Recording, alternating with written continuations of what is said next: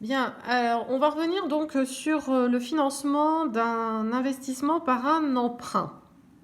Donc là, on va aborder les calculs concernant le remboursement d'un emprunt avec intérêt.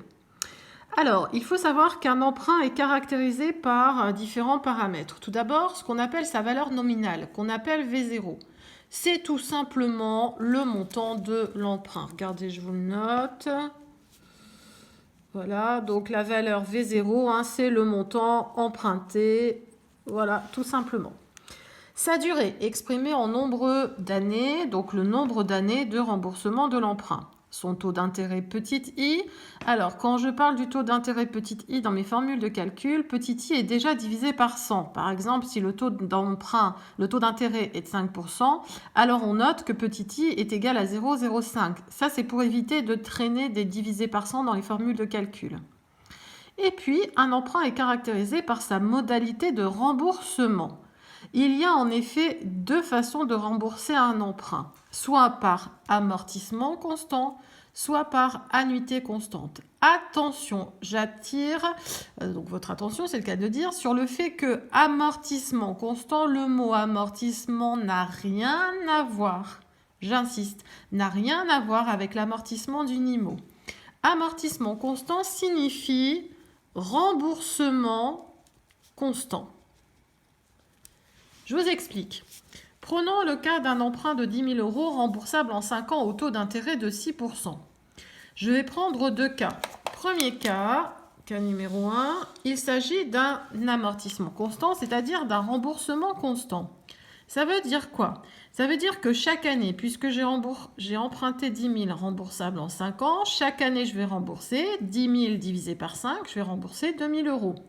Donc le remboursement du capital emprunté sera chaque année de V0 sur petite n.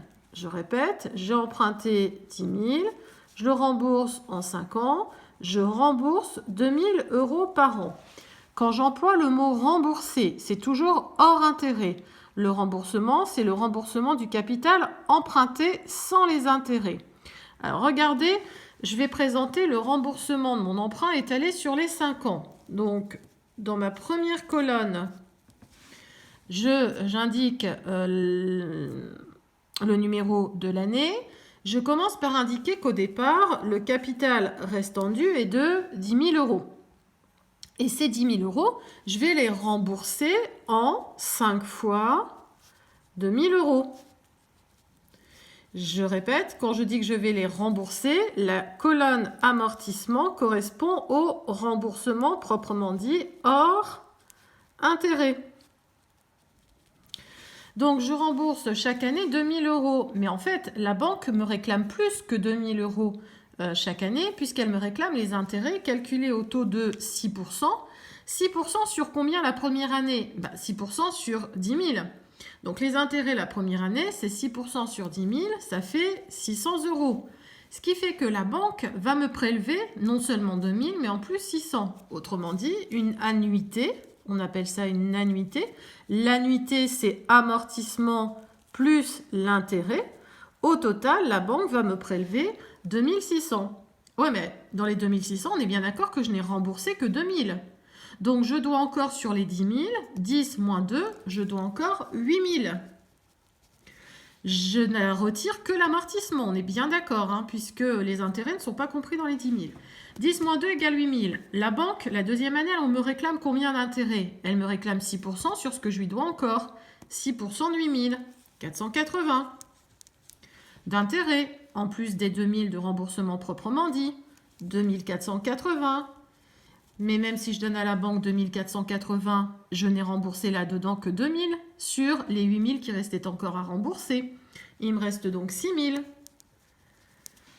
Là-dessus, la banque me calcule les intérêts. 6% de 6 000, 360. Je donne à la banque la troisième année 2 360, dont 2 000 de remboursement sur les 6 000. Je dois encore 4 000. La quatrième année, je verse 240 euros d'intérêt, plus 2000, 2240. J'ai remboursé 2000 sur 4000, me reste 2000 à rembourser. Avec 120 euros d'intérêt, me reste alors 2120 à verser la dernière année. Pas besoin de prendre sa calculatrice. Donc, pour savoir qu'ici, le total de la colonne amortissement fait 10 000. Bah oui, ça fait 10 000. Pourquoi 10 000? Parce que c'est les 10 000 que j'avais empruntés au départ. Seulement, moi, ce que j'ai versé, c'est pas 10 000, c'est 10 000 plus le total intérêt. Le total intérêt qui représente 1800.